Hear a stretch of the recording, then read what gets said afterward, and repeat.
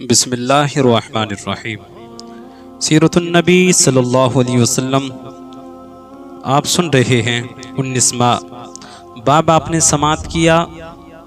حضرت عبد الرحمن بن عوف اور حضرت ابو بکر صدیق کس طرح ایمان لائے۔ باب نمبر 20 ذکر ہے چند جانثاروں کا۔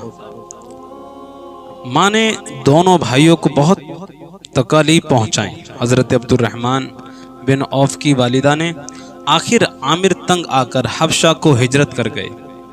عامر کے حبشہ ہجرت کر جانے سے پہلے ایک روز حضرت سعد بن ابی وقاص گھر آئے تو دیکھا ماں اور عامر کے چاروں طرف بہت سے لوگ جمع ہیں۔ میں نے پوچھا لوگ کیوں جمع ہیں؟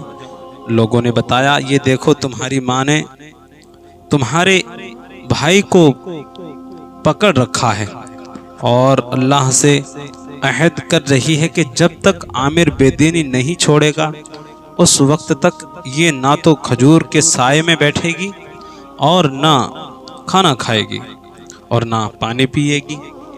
حضرت سعد بن ابی وقاص نے یہ سن کر کہا اللہ کی قسم ماں تم اس وقت تک کھجور کے سائے میں نہ بیٹھو اور اس وقت تک کچھ نہ کھاؤ پیو جب تک کہ تم جہنم کا ایندھن نہ بن جاؤ۔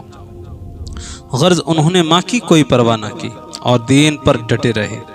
اسی طرح حضرت ابو بکر صدیق کی کوششوں سے حضرت طلحہ تمیمی بھی اسلام لے آئے۔ حضرت ابو بکر صدیق انہیں حضور اکرم صلی اللہ علیہ وسلم کی خدمت میں لائے اور یہ آپ کے ہاتھ پر مسلمان ہوئے۔ اس کے بعد حضرت ابو بکر صدیق اور حضرت طلحہ نے اپنی اسلام لانے کا کھل کر اعلان کر دیا۔ ان کا اعلان سن کر نوفل ابن حدویہ نے انہیں پکڑ لیا۔ اس شخص کو قریش کا شیر کہا جاتا تھا۔ اس نے دونوں کو ایک ہی رسی سے باندھ دیا۔ اس کی اس حرکت پر ان کے قبیلے بنو تمیم نے بھی انہیں نہ بچایا۔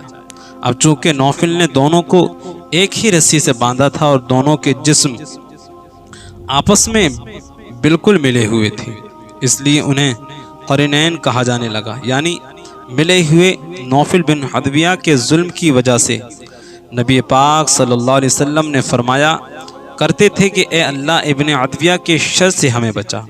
حضرت طلحہ اپنی اسلام قبول کر لینے کا سب سے اس طرح بیان کرتے ہیں کہ میں ایک مرتبہ بصرہ کے بازار میں گیا، میں نے وہاں ایک راہب کو دیکھا، وہ اپنی خانقاہ میں کھڑا تھا اور لوگوں سے کہہ رہا تھا اس مرتبہ حج سے آنے والوں سے پوچھو کیا ان میں کوئی حرم کا باشندہ بھی ہے؟ میں نے آگے بڑھ کر کہا میں ہوں حرم کا رہنے والا۔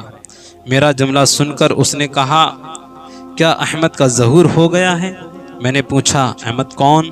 تب اس راہب نے کہا احمد بن عبداللہ بن عبد المطلب، اس کا مہینہ ہے وہ اس مہینے میں ظاہر ہوگا، وہ آخری نبی ہے، اس کے ظاہر ہونے کی جگہ حرم ہے اور اس کی ہجرت کی جگہ وہ علاقہ ہے جہاں باغات ہیں، سبزہ زار ہے، اس لیے تم پر ضروری ہے کہ تم اس نبی کی طرف بڑھنے میں پہل کرو۔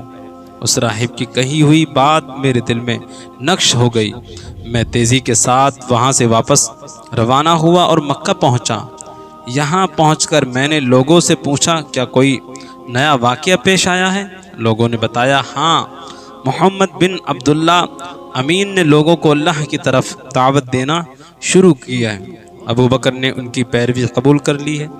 میں یہ سنتے ہی گھر سے نکلا اور حضرت ابو بکر صدیق کے پاس پہنچ گیا۔ میں نے انہیں راہب کی ساری بات سنا دی۔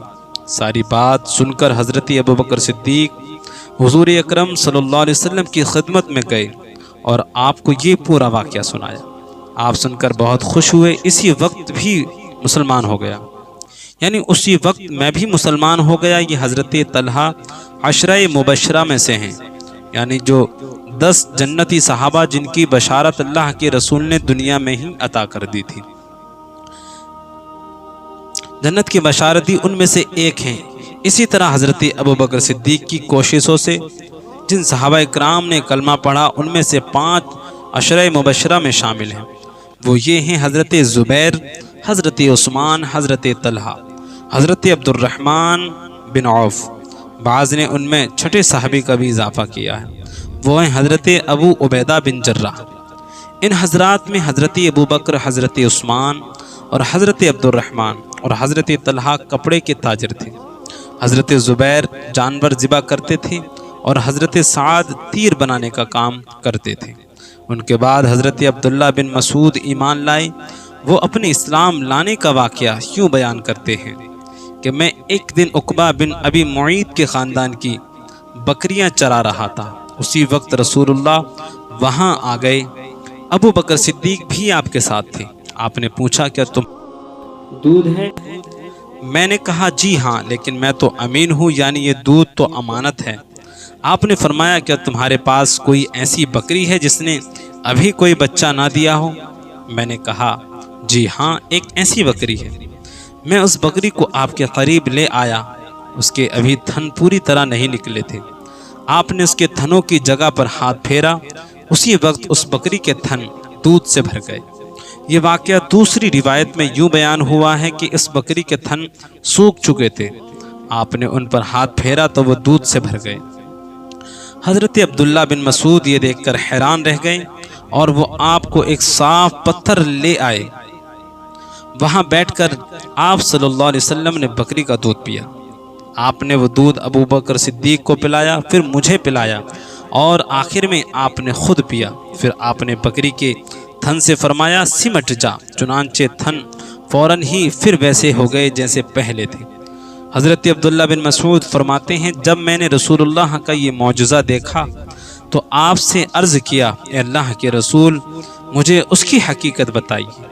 آپ نے یہ سن کر میرے سر پر ہاتھ پھیرا اور فرمایا اللہ تم پر رحم فرمائے، تم تو جانکار ہو۔ یہ عبداللہ بن مسعود باپ کی بجائے ماں کی طرف سے زیادہ مشہور تھے۔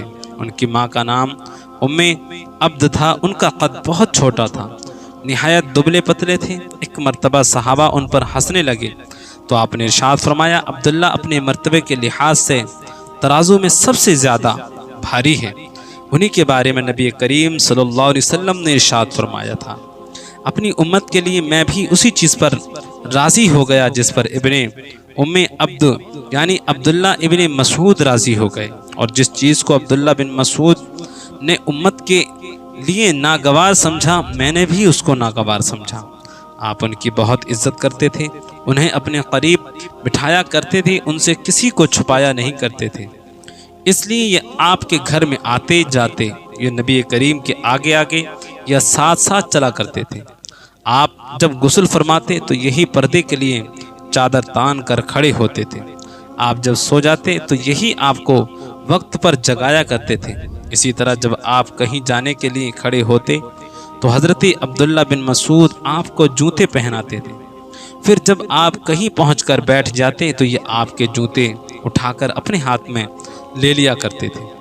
ان کی انہی باتوں کی وجہ سے بعض صحابہ کرام میں مشہور تھا کہ یہ رسول اللہ کے گھرانے والوں میں سے ہیں، انہیں آپ نے جنت کی بشارت دی تھی۔ حضرت عبداللہ بن مسعود فرماتے کہ دنیا تمام کی تمام غموں کی پونجی ہے، اس میں اگر کوئی خوشی ہے تو وہ صرف وقتی فائدے کے طور پر ہے۔ حضرت عبداللہ بن مسعود کے بعد حضرت ابو ذر غفاری ایمان لے آئے۔ تو یہ باب نمبر 20 تھا، انشاءاللہ پھر ملتے ہیں باب نمبر 21 میں۔ آپ حضرات کو یہ پسند آیا تو ہمارے چینل کو سبسکرائب کر کے بیل آئیکن کو ضرور دبائیں۔